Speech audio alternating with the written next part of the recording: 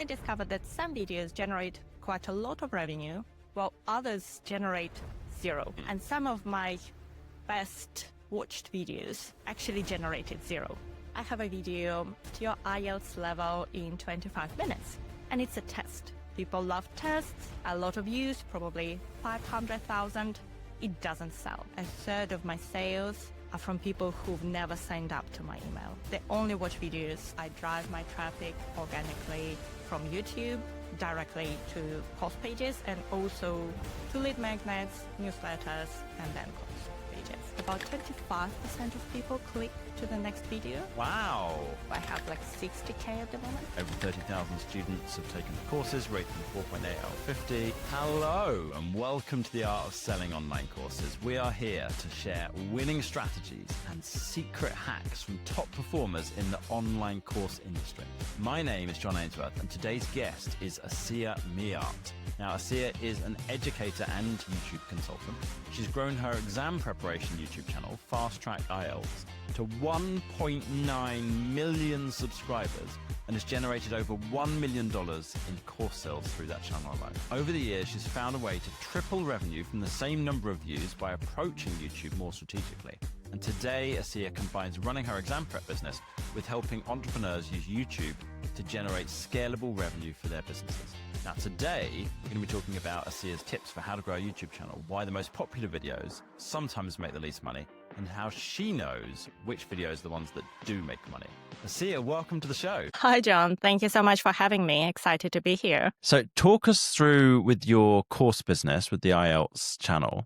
How long have you been doing that, and what are you helping people with there for people who don't know what that is? I've been doing it for about 7 years, and IELTS is an English language exam for non-native speakers, and anyone who wants to study or work in an English-speaking country, the UK, Australia, Canada, needs to pass the test. The test itself is quite tricky because it tests not only your English skills, but also some other skills.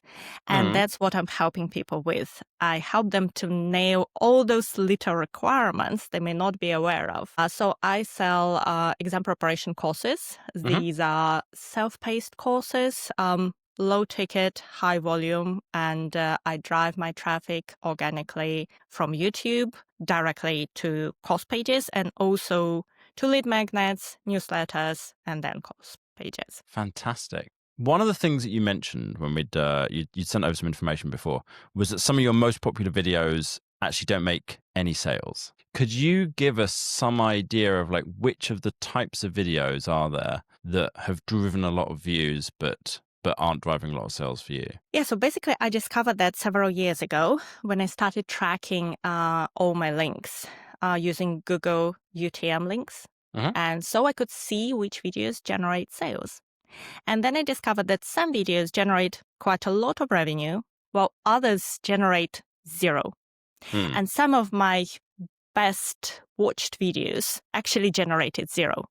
And that was a bit surprising at that point, but when I started thinking about it, it made more sense. Because if we look at the video, for a video to sell, I think it needs to address the exact problem your product solves. There should be a perfect alignment. And that video needs to open a gap between what people know and their desired outcome. And then your product fills in that gap. And then the video sells. And basically, they are quite in-depth. The deeper the video goes, the better it tends to sell. But then those super deep videos don't generate a lot of views. They're not very attractive to people who just browse on YouTube, and so organic views on them tend to be low.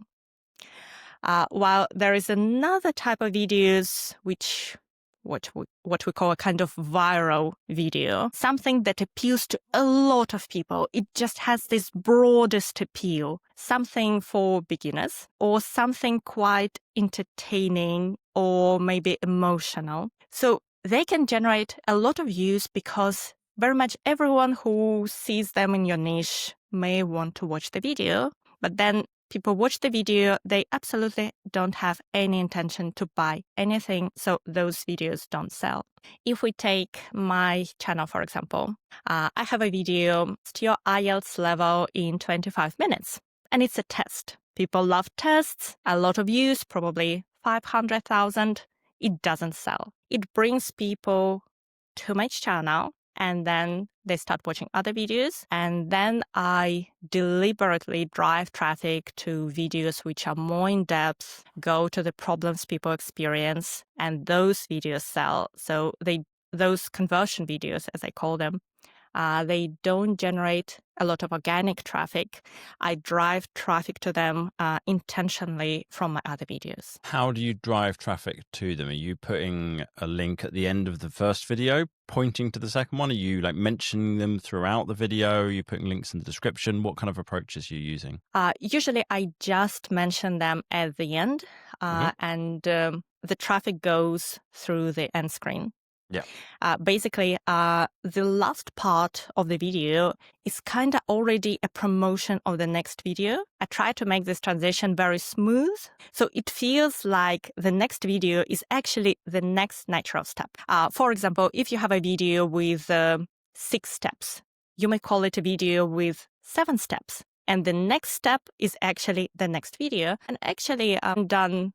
About 25% of people click to the next video. Wow. Really? Yeah. As much as that? Okay. Yeah. It can work really well if you put a lot of thought into what people would really be interested in. If you just say, watch this video next, it's about a 2% click-through rate. Got it. How long does it take you now to script that whole flow out and make sure, not just for that 25% at the end, but like scripting out the whole video? Do you do that yourself? Do you have a script writer for it? What's your kind of process there? A bit of both. I have a script writer I work with. He's a former examiner, so he has a lot of inside knowledge, and that's useful. I also script a lot of videos myself. I use ChatGPT to help me with certain aspects. Because I have certain buckets of videos, like certain formats that perform well. And then I use ChatGPT to help me generate, for example, new examples or certain parts of the video that may make previously successful videos. But to be honest, I still spend like a few hours on each script. So it's not automated. That's one part of this business that is not automated. Yeah. Okay. So you've managed to use this examiner and ChatGPT, and kind of you've got certain structures and formats and like almost templates as a starting point or to help with certain parts of the process. But it's still, what, when you say a few hours, like, does that mean 2 or 3 or longer than that? 3 or 4, I would say. 3 or 4. Okay. And how many videos are you doing nowadays? You do a video a week, or what's your kind of frequency? On average, I would say it's a video a week. Sometimes I skip one. I actually find that consistency is not important. It's not important anymore for sure. Whether you skip a video or not, it doesn't really matter. YouTube selects which video to recommend, and it may not be your latest video. And I find that sometimes it's better to spend more time on a single video, make it, let's say, twice better, and it can get 10 times the views. Wow. Okay. YouTube tends to recommend videos kind of exponentially. So sometimes a small improvement may actually completely change the trajectory of the video. Once I had a video that wasn't going anywhere at all. And then when I checked their retention graph, I could see that my introduction was too long. People weren't interested, they were dropping out. But then those who got to the main body, they watched it. So what I did is I cut out the introduction altogether, which goes against the YouTube advice because there is no hook. It just starts straight in. And then the video started going up. And now I think it has like 200,000 views. Wow. Okay. Nice. I find that kind of stuff fascinating because it's like, there's clearly different ways to achieve the same thing. If you look at 2 very popular interview YouTube channels, you've got Chris Williamson on Modern Podcast, and he starts with no introduction whatsoever. He just goes into the first question with people. And then you've got Diary of a CEO. And the introduction is so long, it's practically seems like the interview itself. It's like 2 or 3 minutes.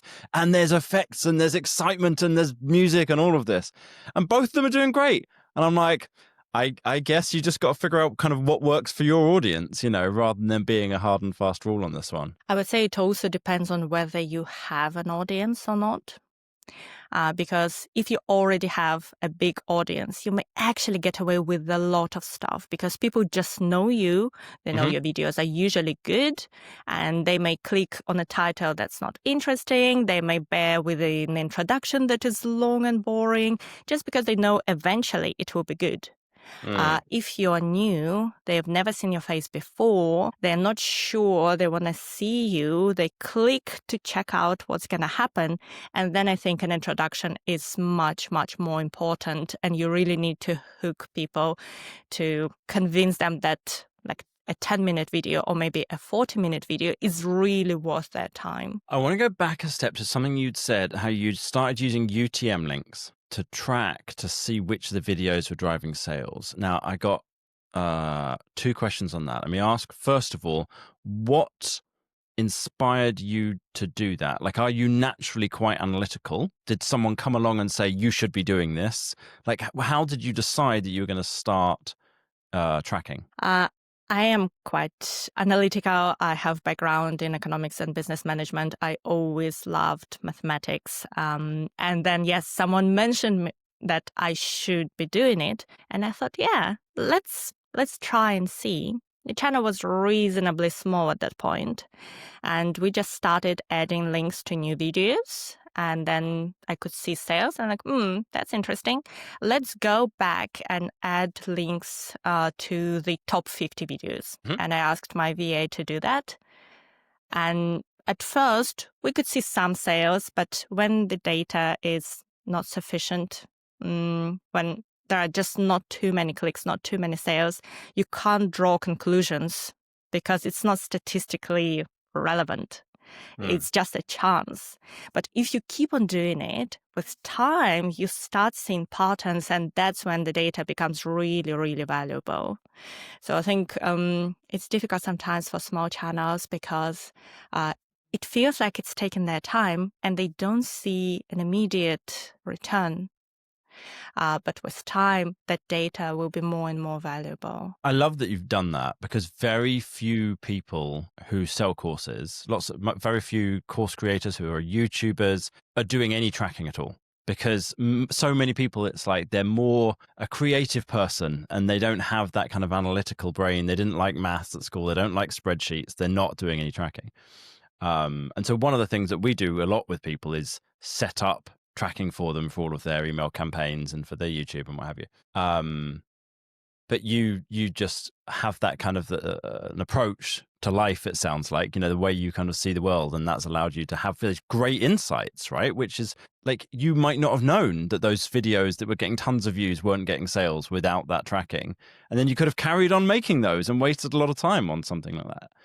Actually, that's a slight, I want to go back to this as well. You'd mentioned that you have videos that get people in, and then you have other videos that might lead them towards actually making a sale. So that's the follow-on video on the end screen. It's the ones that are getting maybe less views. Do you think those ones that are more viral, that are broader, that aren't getting any sales, are some of those still valuable because they're bringing in a lot of people at the top end, or are some of them missing the mark and they're bringing in the wrong kind of people or anything like that? Is there a distinction there between any of those high traffic videos? I think for a channel to grow, you need to bring in new viewers. And actually, the size of the channel doesn't matter. Small channels need to get exposure to new audience, and even large channels do. Because if you look at larger channels, they usually have this benchmark level of views on each video. That's their current audience. And to grow, they need to attract new audience. Some of that new audience will stick. A lot of them will leave. That's fine. I think what's important is that when you make a discovery video, it still appeals to your potential buyers and to your ideal viewers. If some other people come along that's fine. But if it starts appealing to the wrong kind of audience altogether, that's where a problem arises.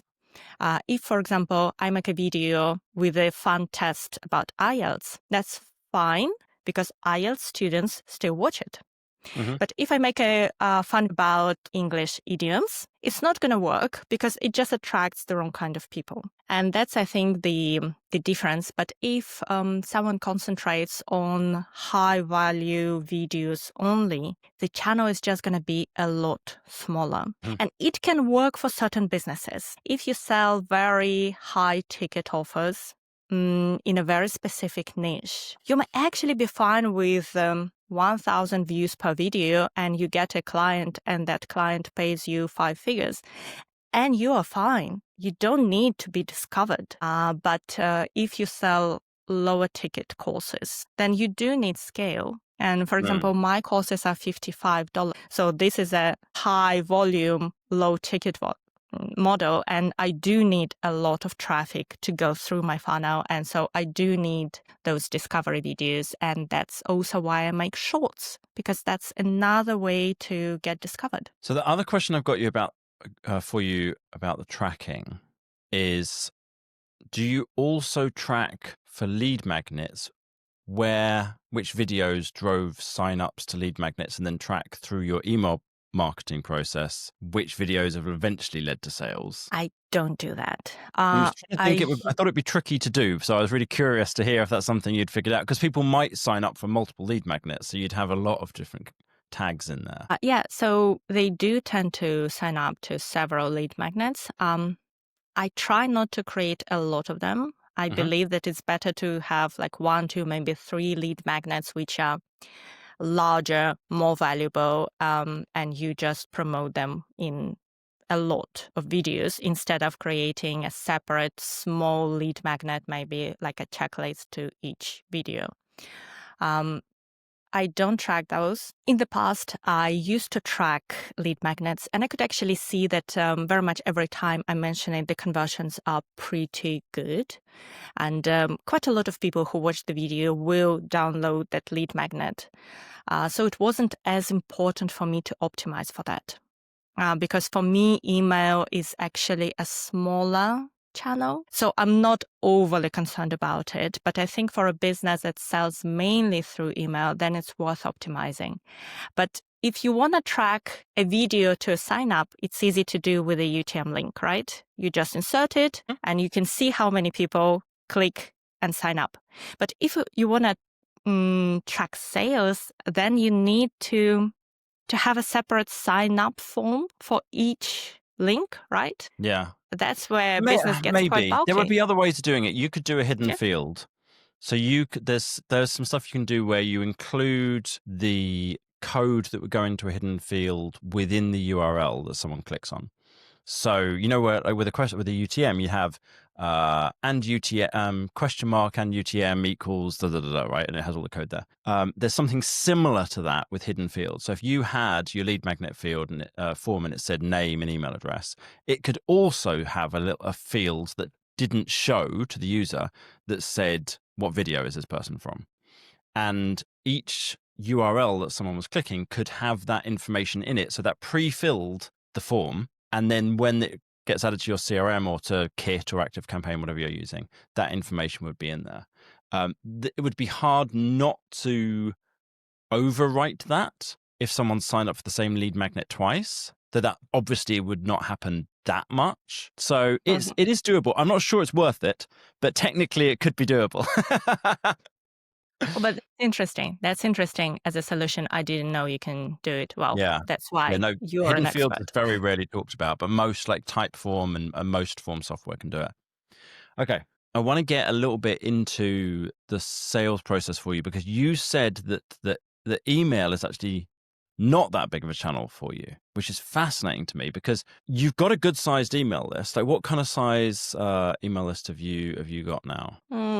I clean it quite rigorously, so I have like 60K at the moment. Generally, what we find is that course businesses, about 80% of the potential revenue is normally an email.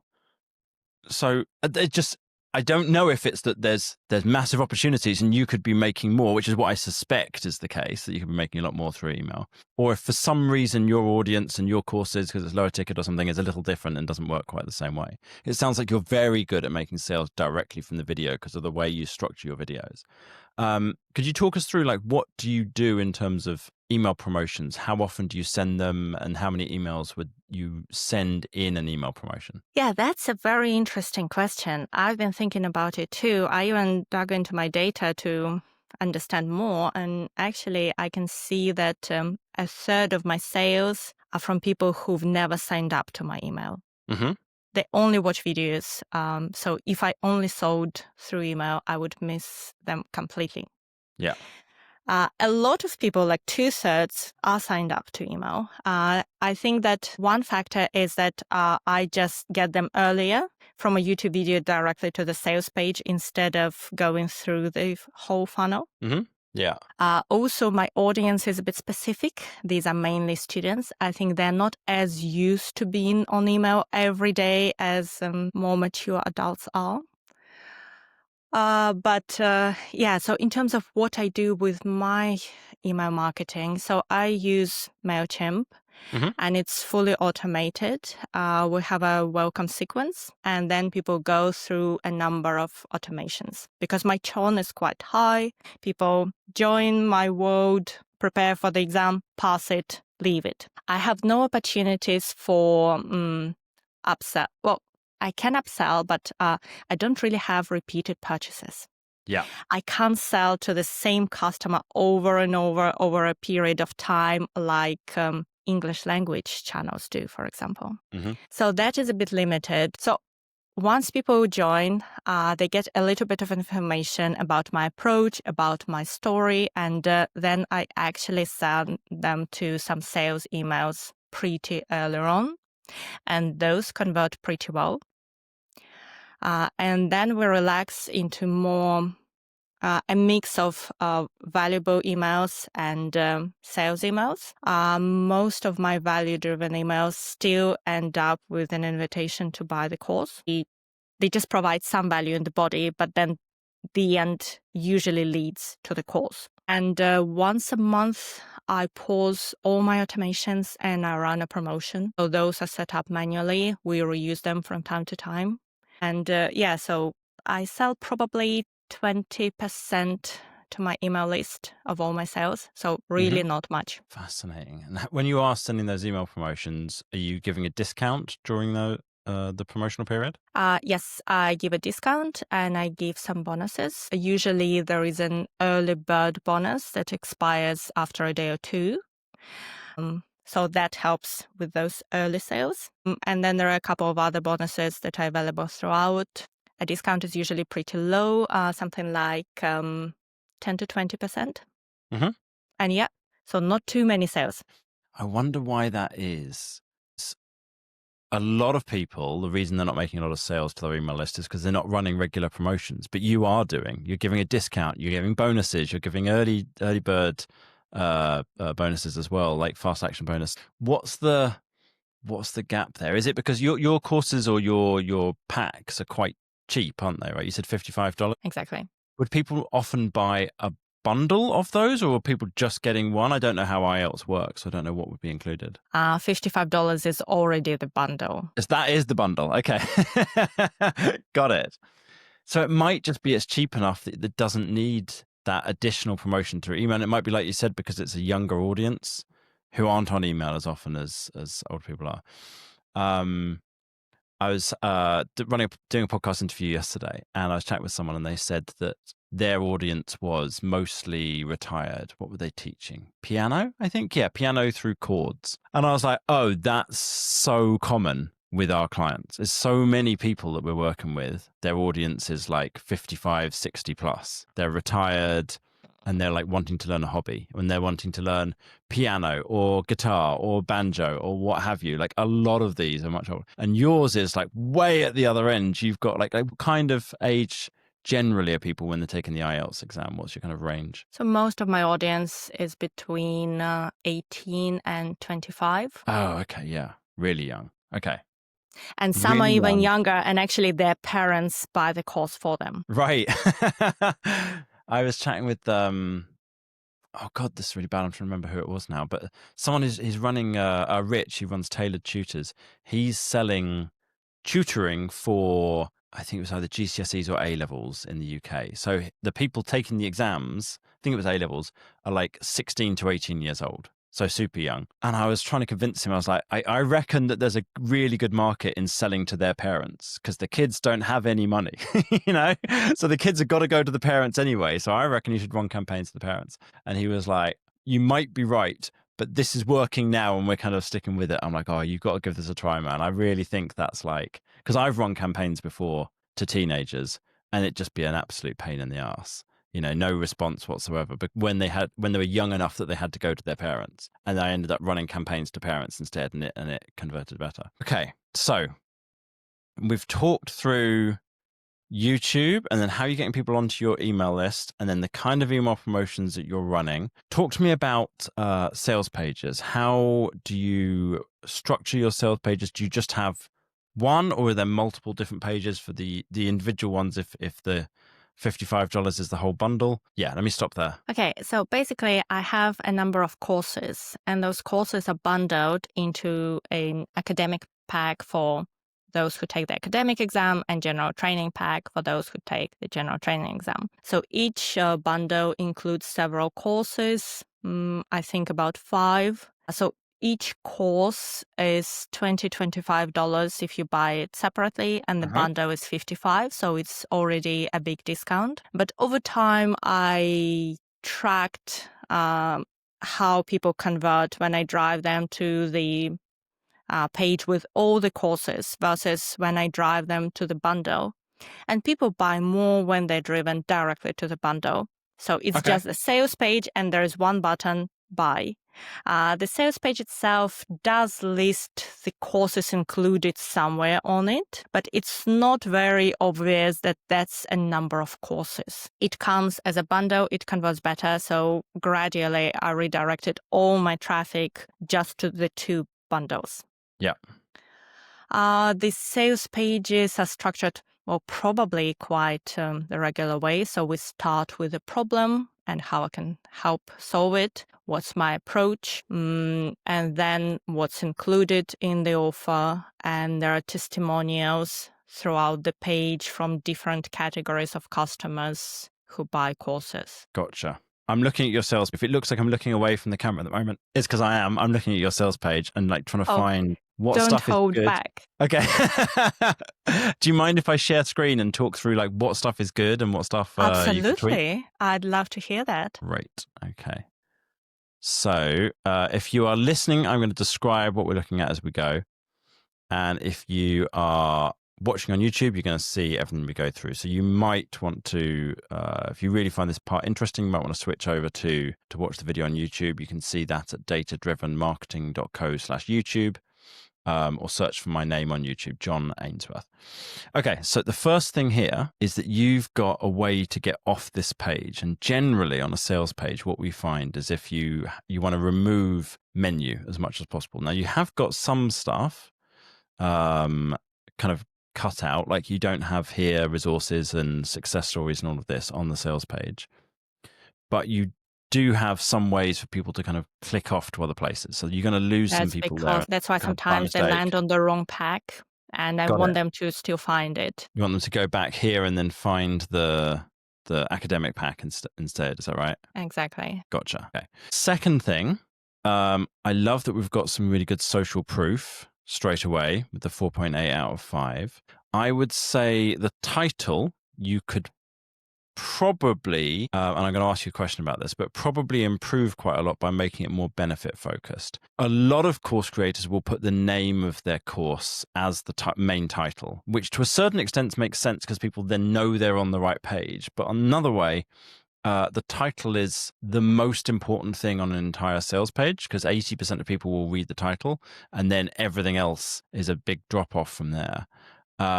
Do you think there would be any major issues from an understanding point of view if you changed this to be more benefit focused, more talking about like passing the IELTS exam? Yeah, I would actually like to add a sort of a promise that would be very visible when people open the page. But my fear is they will not know which bundle they are on.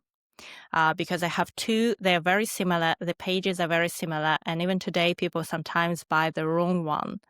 So I somehow need to combine the name of the bundle with this promise, which is at the moment not very obvious at all, get higher writing and speaking scores.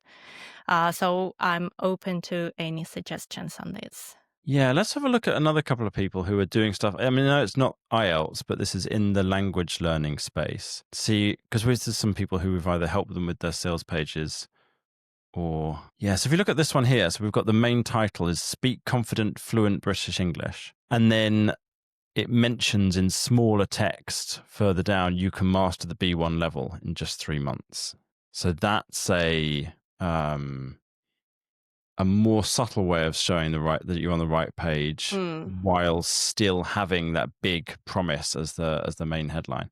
I think something along those kinds of lines could work here. Either putting IELTS General Pack in the subheadline or having a longer headline with it. And I think probably in the subheadline and maybe somewhere else on the page as well. So if people miss that, they can still spot it. But definitely like having a strong headline with a promise, we find makes a really big difference for sales pages. Really, really helps. Yeah, that makes sense. So let's carry on. We've got buy the pack, $55. One of this is a small tweak, but it's worth making, is it's tends to be good to put the button in the first person, like the text to be in the first person. So for someone to say, yes, I want the pack, or yes, I want, or whatever the benefit would be even better. Or than yes, I I want to improve my score.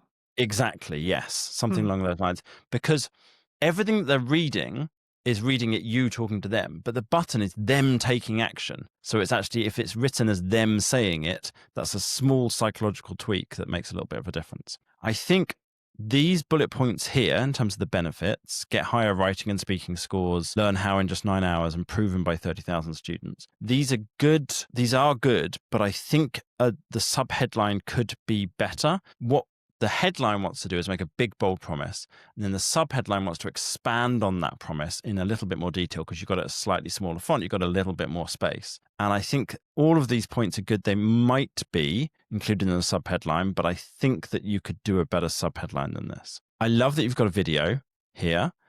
We've found generally having a sales video that's a couple of minutes long on the right-hand side of the sales page, when you're looking at it on a desktop, works really well.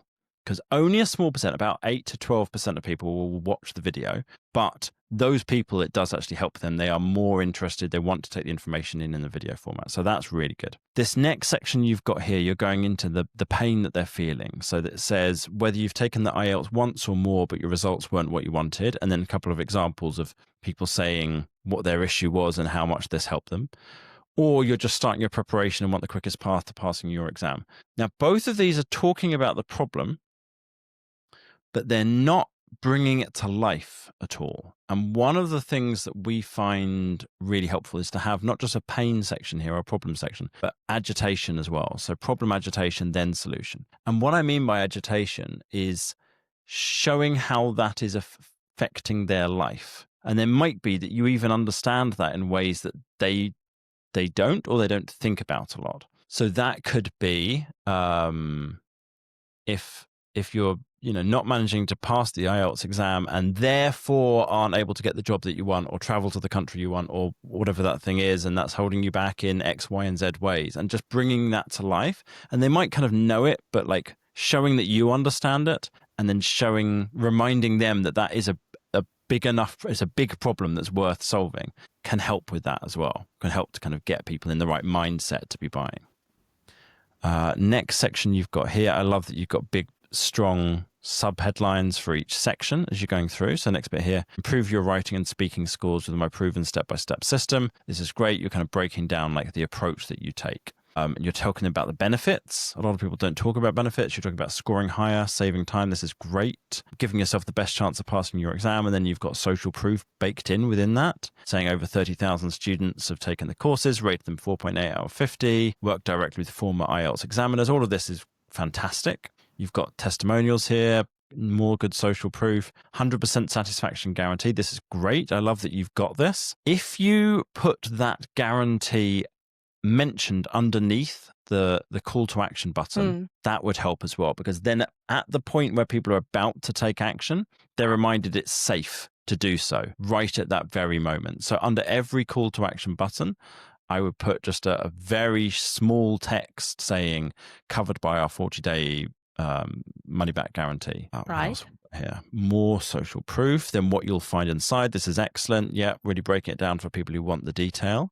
Explaining they get a big benefit. That's great. When you're doing the additional discount during an email promotion, do you have a countdown timer on the sales page at that stage? I have a countdown in the email, not on the sales page. I'd put it on both. So it makes a bigger difference on the sales page than it does in the emails. We found when we added it to emails, during an email promotion, it made about a 5-ish%. It was 5 to 7%, something like that, increase in sales. But having it on the sales page made more like a 10%, a 10% difference to the sales conversion rate. So that might mean you need like a different version of the sales page with it on, or it might be that you just already have that separate version. So I think that would really be worth doing.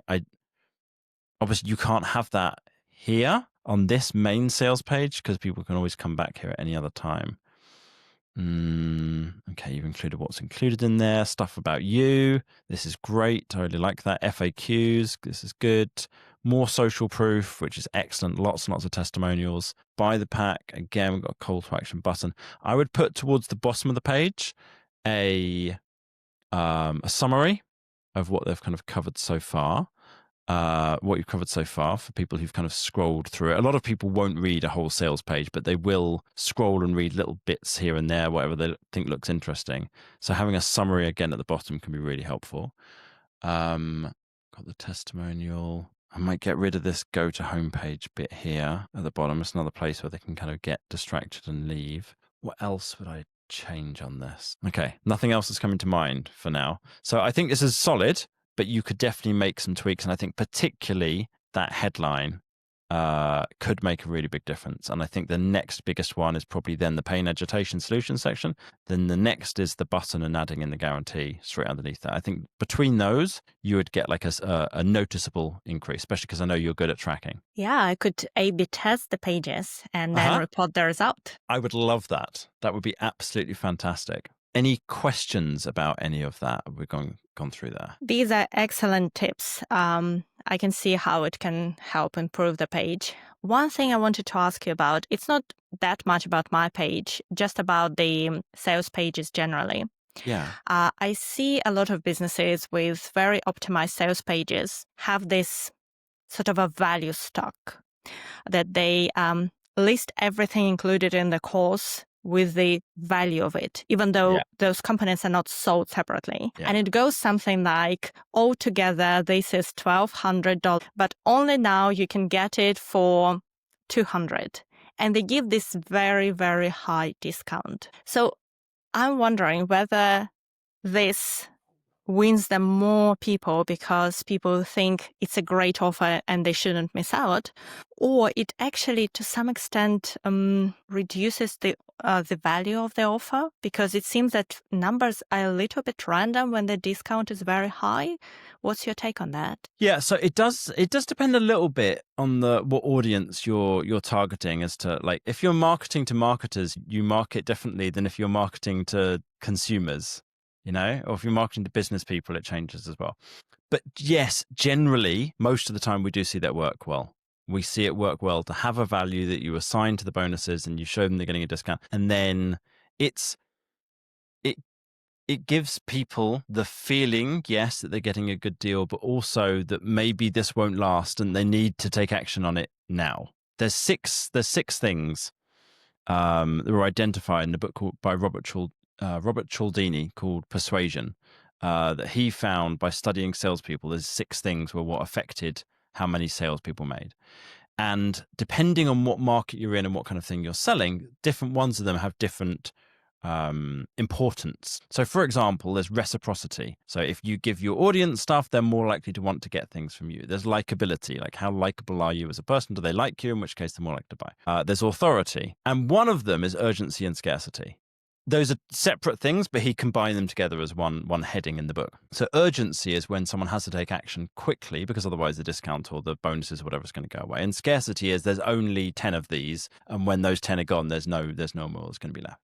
When you have a high value or high perceived value, and then you have a big discount, and there is a shortage of time, it makes people feel like, oh, I really need to get this now. Otherwise, this amazing deal might not be around again later on. And one place, actually, that I want to look at in your funnel that you could quite probably put this, and might actually, if you've not got it, make a really big difference, is I'm just going to go to your YouTube page and see, do all of your YouTube videos have links to lead magnets? Or was there certain ones I should go to? Okay, cool. I'm going to fast track IELTS. Okay. I'm just going to click on one of them here, and I should share screen as we go, actually, so everyone who's watching can follow. Okay. So if I click here on the free study plan, here we go. I want to see what the next page is that comes up. So I've just gone, for anybody who's just listening along, I've just gone to the lead magnet page from one of the YouTube videos, and I'm clicking to sign up to the study plan. Okay, now if I click here, right, okay, this can make you more sales straight away. This is very exciting.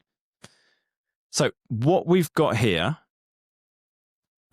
is when someone has just signed up to the lead magnet, what they get is a thank you page saying we've sent you the PDF, might take up to 60 seconds to arrive, asks people, are they serious about their IELTS prep, and then gives them 2 options, the IELTS academic pack or the IELTS general pack. And if they click on that, it's taking them through to the main sales page for the general pack, for example. I've clicked on that one. And there's no kind of specific page just because they've signed up for the lead magnet. Now, what we tend to do in this kind of spot is we use an approach called a tripwire funnel. Is that a term you're familiar with? Yes. Okay, cool. So what we'll do there is we'll have a big discount for people who've just signed up. Now, I'm wondering, because you've only got this one main bundle here, but I suspect this would work still really well. What we'll basically do is then have them redirected to a different version of the sales page that has the discount timer, has a discount off, and has the countdown timer. And then people can, if they take action straight away, then they're going to get that bigger discount. And we're normally doing something for about $27, but here it might make sense to do the funnel. Have you tried to do the main bundle? Have you tried anything like that before? I've never tried giving a discount. So I do give a 50% discount on the bump order. So that works really well. I used to have a cheaper product on my thank you page, and actually the conversions seem to be pretty close. Well, I mean, not the conversions, but the revenue. Right. So it seems that having a cheaper product generates many more sales. Interesting. And I'm actually debating returning it back to a cheaper product. And maybe then I could do what you're suggesting and give a special discount on that product, because it wouldn't be my main bundle. It would be something else. And that would be a unique offer available only on the thank you page, because that's amazing. I haven't thought about it, but I can see how it could work really well. But I'm just not sure I want to give a big discount on the pack, because that kind of forms expectations and people will be searching for that discount further on. Yeah. What you potentially could do is have then, if they buy that cheaper product, you could then have the main pack as the upsell behind that, whether it's with a discount or not. The benefit of discount is it gives a reason for urgency. it gives a reason to have the countdown timer and make them go, oh, I need to do it now, not just come back and buy it at any other point in the future. Like you said, the slight downside is you don't have these other products to sell people. So it's like you don't want to discount that too much and then not be able to make as much money from it. But yeah, having something smaller. The kind of conversion rate we tend to see is between about 3 and 10% of people who sign up for a lead magnet will then buy a cheap offer on the confirmation page if you do a really good job with it. So the highest we've ever had, I think, was 12%, but that's like a real outlier. I think 3 to 10% is a good kind of solid band to be aiming for. Your original question, I went on a slight tangent there. Your original question was, does it make sense to have that high value and then the big discount? I think generally yes, is a simple starting point, and then you can kind of check and see is that working with your audience. But yeah, it seems a bit cheesy, but then it also works. So you can choose to be like, oh, I don't want to be that cheesy, but especially if you ever have sold those things individually and you can actually say it really was worth this amount of money, then I think you can then be kind of ethical. So basically, it makes sense in my case to increase the prices for individual courses. In this case, this will be an honest discount because the bundle will look even cheaper in comparison than it is at the moment, right? Yeah, exactly. Seems like such a great deal. Can't believe I'm getting this deal. I should really jump on it kind of thing. Yeah. Okay, that makes sense because I don't sell a lot of individual courses anyways. So prices for those could go up a little bit. And then the discount will be an even larger discount. It'll be bigger. Yeah. This has been great. I think what you're doing is awesome. This is fascinating to kind of see how you've got your whole business set up this way. If someone wants to go check you out, where should they go? So my main business is Fast Track IELTS, and that's the YouTube channel and the website. And my YouTube consulting business is my name, asiamia.com. And I'm also on LinkedIn. And I've actually written a case study of how I approach YouTube with this view of generating sales for business and the 25 lessons I've learned along the way. And if someone would like to read it, it's available on my website, asiamia.com/case study. Okay, so that is, I'm going to spell that out because this is not a name that everybody's going to be familiar with. It's Asiya, Asiya, MIART, miart.com, asiamiart.com. You'll be able to see Asiya's name in the description or the show notes, whatever as well. So if you want to click it from there. And she's actually teaching people how to grow their YouTube channels. So definitely go check that out and check out her case study as well. Asiya, this was awesome. Thank you so much for coming on. Really, really appreciate your time. Thank you so much for having me, John. It was a really interesting conversation. And thank you so much for all your insights. I'm going to implement them on my sales page and I'm going to report the results. I love that. Thank you. Please do. As always, thank you so much for listening. I want to point you to a couple more resources if you've been interested in the stuff that we've been just covering here today. So we've been talking about sales pages, and I want to point you to some links for that. So we have a couple of podcast episodes about sales pages, which I think are going to be really helpful for you. Let me find some of those. Try to just cut this part out, obviously. Okay. So episode 16, how to create high converting sales pages, and then learn how to improve your copywriting and warm up as well. And that's episode 12. And those two are going to be useful for you. And then if you go to datadrivenmarketing.co/resources, we've also got a PDF that's going to show you the 15 elements of a high performing sales page, which I was going through with Asiya today. And there might be a couple that I missed when I was trying to do that sales page review. So you don't need to miss them in future. Just go check out datadrivenmarketing.co/resources and download that guide. As always, thank you so much for listening, and we'll see you next time.